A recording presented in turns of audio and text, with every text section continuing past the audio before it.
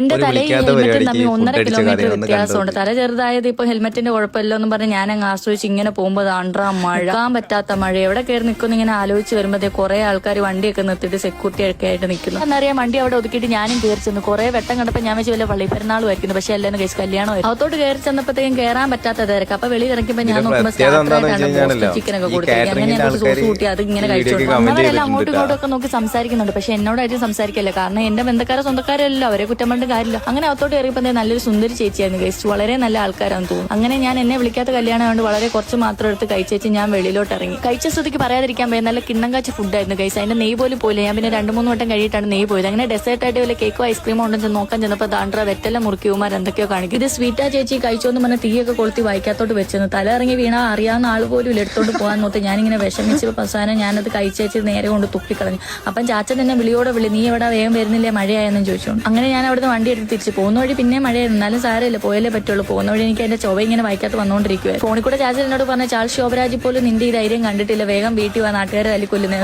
ഞാൻ ചാച്ചനെ വന്ന് കൈമണപ്പിച്ച്. ചാച്ചൻ പറഞ്ഞ മട്ടൻ ബിരിയാണിയാണ്. ഞാൻ കൈമണപ്പിച്ചപ്പോ പറഞ്ഞു പോത്ത് ബിരിയാണിയാണ്. അപ്പൊ ഞാൻ എന്താ കഴിച്ചെന്നുള്ളത് നിങ്ങൾ ഗസ് ചെയ്യ് ഗൈസ്.